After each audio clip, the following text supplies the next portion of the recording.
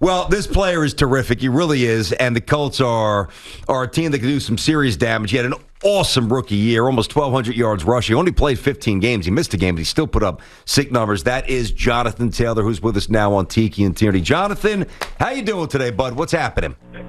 I'm doing well. How you guys doing? Thank you for having me. Yeah, of course. I mean, you take this running back. Why don't you get us into the waters here? Come on now. For you. So, it's like people talk about tight end you or quarterback you. Wisconsin's running back you, man. Ron Dane was there. You were there. You had, how many? You had 12 200-yard games in college. Rushed for 2,100 yards in one of those years. I think it was your sophomore season. You just were a baller. So my question, because I'm going out to Camp Randall this weekend for the Penn State game, what running back am I watching this weekend? If you're paying attention, Jonathan. Definitely be on the lookout for a lot of those guys. But in particular, Isaac Garindo and Jalen Berger, those two guys. Jalen Berger, he's another Jersey guy, so that's big ups. Another Jersey guy as well. He did really well last year for it being his first year, despite it being a COVID kind of year. So he's on the up and coming. And Isaac Garindo, he's a Blazer. I'm not sure if you saw this recent post that Wisconsin Badgers just put out. Yep. But the man just almost ran 24 miles an hour. He ran like 23.9. He's a Blazer, so I can't wait for him to get the ball in his hands this year. Oh, wait, I can't wait to be out there this weekend to see it. And by the way, he says a Jersey guy because Jonathan's from Salem, New Jersey. Ron Dane was from New Jersey. Why all the great Jersey running backs go to Wisconsin? Because it's too cold to pass, so you got a lot of action in high school. That's true. It's a good point. Now, you came into the league last year, Jonathan, and it took you a while to get started, but at the end, BT and I were just marveling at your success. When did the game start to slow down for you? As you see, over 1,000 yards, you had 12 total touchdowns, including almost 300 yards receiving. When did the game slow down and you quote unquote, get it in your rookie season? Yeah, it was really kind of midway through the year. I mentioned this to a lot of people. We're learning a whole new system, an NFL kind of system as that, virtually last year due to COVID and not having those off-season rookie minicamp and the OTAs. So we're learning everything virtually, and then the first time you put everything together, live, bullets flying, is during camp. So you're trying to play catch-up. You're trying to put everything you just learned virtually into action, and then once the season starts, the game plan and the playbook is constantly changing through the game plan. So everything you just learned, there's tweaks here, minor adjustments there due to each team. So you're doing the same thing that you just learned, but now it's different. So about midway through the year, once everything was kind of solidified and you knew all the little tweaks and nuances, then it was kind of, I can go out here and go play now. I don't have to kind of play catch up. Mm-hmm. You know what? Listen, we're going to obviously talk about the quarterback situation, your coach, the division, but I am curious, and I want to hear it in your words because you see it unfold right in front of you. Listen, we all it's just a given. Quentin Nelson's great. There's nothing to debate. But what makes him so special? Like, specifically, because it's different for an interior lineman. The average fan can watch a receiver, a runner, a quarterback, a D-end, really any other position. But the big guys inside, especially a guard, what makes him so great? So what I would say is, a lot of times you would hear a lot of people say, the way he's aggressive and he finishes blocks. There are a lot of guards in the league who are aggressive and finishes blocks. They don't quite do it like Quentin Nelson does, but what I would say is his effort. If you look at a lot of my runs last year, no matter if it's a 5-yard gain, 6-yard gain, or a 30-yard gain, he's usually 9 times out of 10, he's the first one there trying to pick me up, which shows that he just demolished the guy in front of him, sprinted down before I could even get up off my feet to help me up. Interesting. And that's the kind of teammate he is. Okay. That's a nice encapsulation. It's a hell of a scout report. Talking to Jonathan Taylor of the Colts, their star running back. So you come in as a rook, and you got a future Hall of Famer as your quarterback in Phillip Rivers. And now you have somebody who almost won the MVP, but has a lot to prove. Let's face it. I know you got to worry about yourself, but Carson Wentz has a lot of critics out there wondering if he can physically still do it. What do you, in the small sample that you've been with Carson, what is the biggest difference, say, in the huddle, even on the field, Wentz and Rivers? What jumps out from a difference point of view? Well, for one, there wasn't nothing that you could throw at Phillip, any kind of defensive scheme or disguise you could throw at Phillip that he wouldn't sniff out in 25 seconds or less. So it was just amazing to watch and to be a part of. Going into the league, and there with a future Hall of Fame quarterback. Like, he's a Hall of Fame quarterback, and I'm there in the huddle with Phillip Rivers. So just being able to watch him dissect defenses was amazing. And Carson, the thing is, his ability to make plays with his arm, with his legs, but then also being in a friendly system that he knows he's very comfortable, and he's making a ton of checks because he's been in this system before, and he knows the kind of freedom and the mobility that he has of what he can and cannot do as far as when he sees a scheme or a defensive look, he's like, oh, I know I can make this check.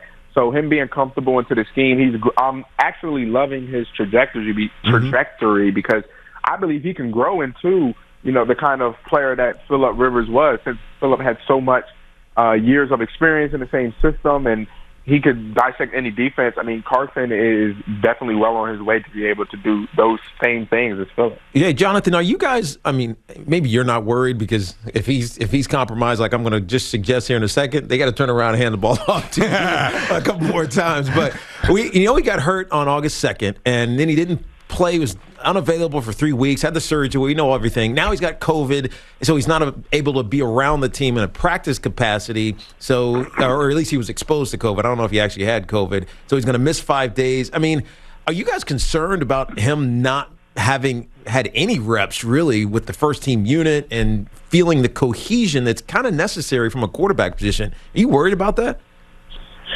We weren't too worried about it. I mean, he's a pro. And we talk about that a lot in our building on what it takes to be a pro. And what it takes to be a pro is to be able to be where you're supposed to be, where you're supposed to be there, doing what you're supposed to do.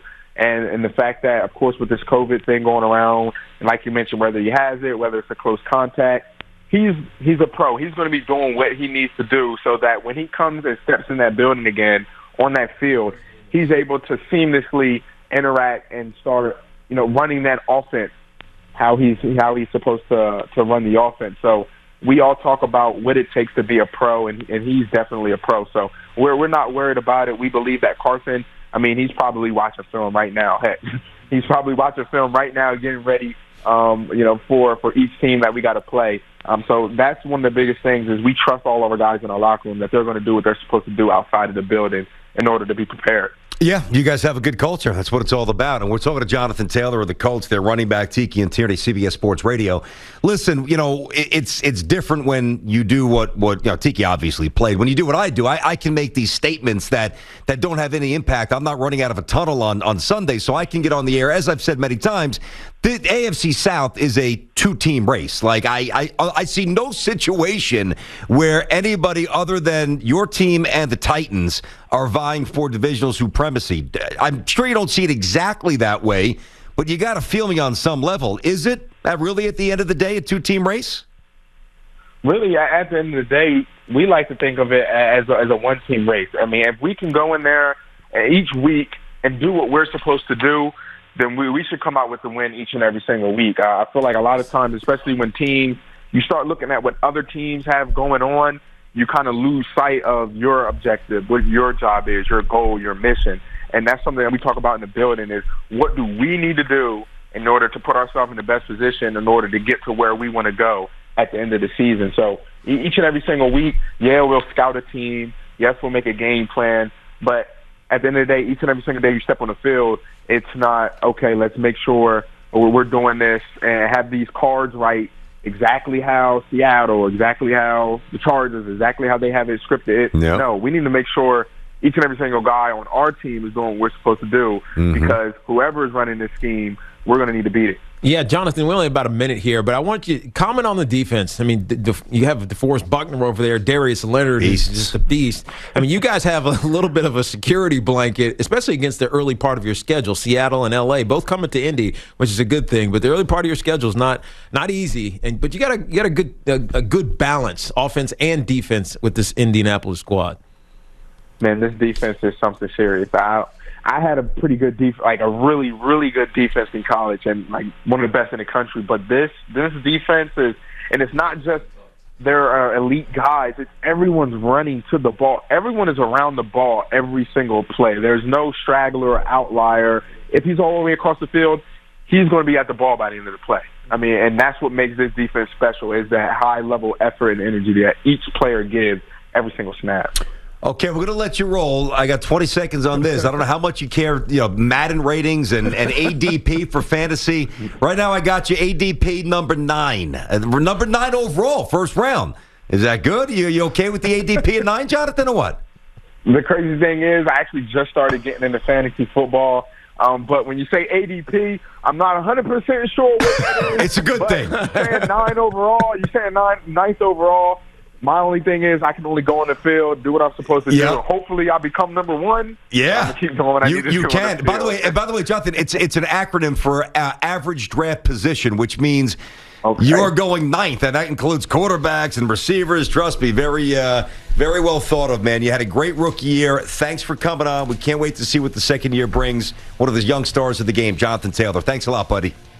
Thank you guys so much for having me. There you go. Anytime. He is now officially our AFC South correspondent. Thanks for watching. Make sure you like and subscribe, and don't forget to hit that bell to be notified when we drop fresh content.